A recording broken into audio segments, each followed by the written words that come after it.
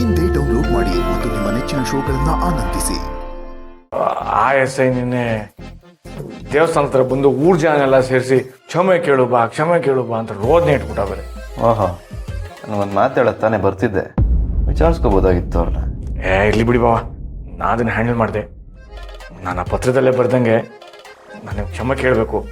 ನಿಮ್ಮ ಕಾಲು ಹಿಡಿದು ಕ್ಷಮೆ ಕೇಳ್ಬಿಡ್ತೀನಿ. ಕಾಲಿಗೆ ಬೀಳೋ ಕೆಲಸ ಎಲ್ಲ ಯಾಕೆ ಮಾಡ್ತೀರಾ?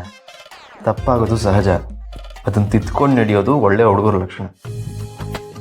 ಅದು ಅಲ್ಲದೆ ನೀವೇನು ಬೇಕಂತ ಕೋಪ ಮಾಡ್ಕೊಂಡು ತಪ್ಪು ಮಾಡಲಿಲ್ವಲ್ಲ. ನಾನು ತಪ್ಪು ಮಾಡಿದ್ದೀನಿ, ನಿಮ್ಮ ತಂಗಿಗೆ ಮೋಸ ಮಾಡಿದ್ದೀನಿ ಅಂತ ಅಂದ್ಕೊಂಡು ನೀವು ಆ ರೀತಿ ಎಲ್ಲ ಮಾಡಿದ್ರಿ. ಅದರಿಂದ ಒಂಥರ ನನಗೆ ಒಳ್ಳೇದೇ ಆಯಿತು ಅಂದ್ಕೊಳ್ಳಿ. ಇನ್ನು ಮುಂದೆ ಅದ್ರ ಬಗ್ಗೆ ಬೇಜಾರು ಮಾಡ್ಕೊಳ್ಳೋ ಅವಶ್ಯಕತೆ ಇಲ್ಲ. ನಾನು ಯಾವಾಗಲೂ ಅದನ್ನು ಮರ್ತುಬಿಟ್ಟಿದ್ದೀನಿ. ನೀವು ಅದನ್ನು ಮನಸ್ಸಿಂದ ತೆಗೆದು ಹಾಕಿ. ಮೊದಲು ಹೇಗಿದ್ವೋ ಈಗಲೂ ಹಾಗೆ ಇರೋಣ. ಥ್ಯಾಂಕ್ ಯು ಬಾವ, thank you so much. Time ಆಗಿದೆ, ನೀವು ಹೋಗಿಬ್ರು ಮಲ್ಕೊಳ್ಳಿ. ನಾನೀಗ ನಿಜವಾಗ್ಲೂ ಓದ್ತೀನಿ. ನಾನು ಇಲ್ಲಿ ಮಲ್ಕೊಂಡ್ರೆ ಅಷ್ಟೇ ಕತೆ, ಅದಕ್ಕೆ ಕಣ್ ತಪ್ಪಿಸ್ ಬಂದಿದ್ದೀನಿ. ಬರೇ ಇಲ್ಲಿ ಮಲ್ಕೊಂಡ್ರೆ ದೊಡ್ಡ ಇಶ್ಯೂ ಆಗಿಬಿಡುತ್ತೆ. ಹೌದಾ? ನಾನು ಬಿಡ್ತೀನಿ ಬನ್ನಿ. ಬೇಡ, ಕಾರಲ್ಲಿ ಬಂದಿದ್ದೀನಿ, ಆರಾಮಾಗಿ ಹೊರಡ್ತೀನಿ. ಸರಿ ಅಲ್ವಾ? ಹುಷಾರು. ನಾನು ಸಾಧ್ಯ ಇದ್ರೆ ಸಿಗೋಣ. ಏನೋ ಹೌದಾ? ನಿಮಿಷ.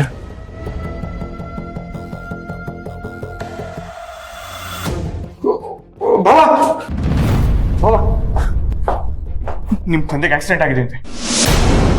ವಾಟ್? ಫ್ರೆಂಡ್ ಫೋನ್ ಮಾಡಿದ, ನ್ಯೂಸ್ ಎಲ್ಲ ಬರ್ತದೆ.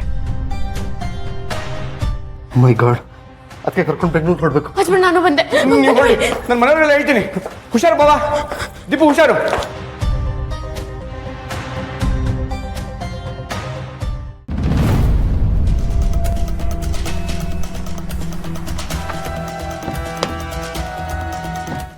ಚಿರು, ಏನಾಯ್ತು?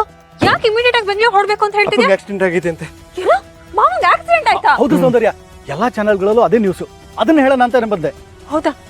ನಡಿ ಚಿರು, ನಾವ್ ಇಮಿಡಿಯೇಟ್ ಆಗಿ ಬೆಂಗಳೂರು ಹೊರಡ್ಬಿಡೋಣ. ಮೊದಲು ನೀವೆಲ್ಲ ಹೊಡಿ, ನಾನು ಇಲ್ಲಿದ್ದು ಎಲ್ಲ ನೋಡ್ಕೊಳ್ತೀನಿ. ಸರಿ ಅಣ್ಣ, ನಾನ್ ಟ್ರೈ ಮಾಡ್ತೀನಿ. ಕೊಡು. ನೋಡ್ತೀನಿ ಬನ್ನಿ. ಅದಕ್ಕೆ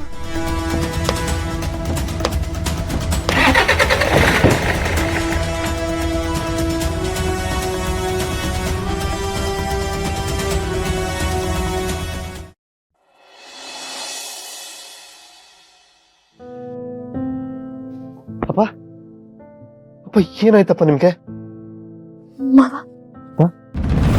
ಅಣ್ಣಂಗೆ ಎಚ್ಚರ ಆಗೋದು ಕಷ್ಟಪ್ಪ. ಎಚ್ಚರ ಆದ್ರೂ ಮಾತಾಡೋ ಡೌಟೇ. ಆಗಾಗ ಎಚ್ಚರಿಕೆ ಆದ್ರೂ ಶಾಕಿಗೆ ಬೆಚ್ಚ ಬೀಳ್ತಿರ್ತಾರೆ.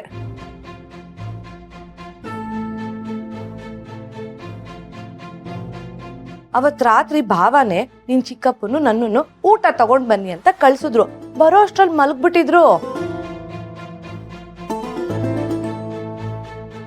ಬೆಳಿಗ್ಗೆ ಎದ್ದು ನೋಡ್ತೀವಿ, ಯಾರಿಗೂ ಹೇಳ್ದೆ ಫಾರಿನ್ಗೆ ಹೋಗ್ಬಿಡದ. ಮಾವ ಯಾರಿಗೂ ಹೇಳ್ದೆ ಆತರ ಹೋಗಲ್ವಲ್ಲ? ನಿಮ್ಗೂ ಇನ್ಫಾರ್ಮ್ ಮಾಡಿರ್ಲಿಲ್ವಾ ಅದಕ್ಕೆ? ಇಲ್ವಲ್ಲ ಚಿರು.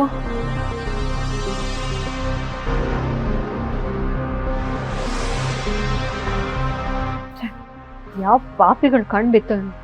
ಫಾರಿನ್ಗೆ ಹೋಗಿ ಬರೋಷ್ಟರಲ್ಲಿ ಮಾವಂಗೆ ಹೀಗಾಗೋಗಿದೆ.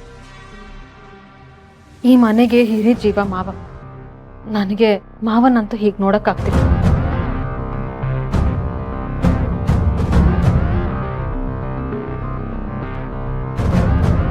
ಎಲ್ಲರೂ ಬೇಜಾರಲ್ಲಿ ಅಣ್ಣನ ಮುಂದೆ ಮಾತಾಡೋದು ಬೇಡ.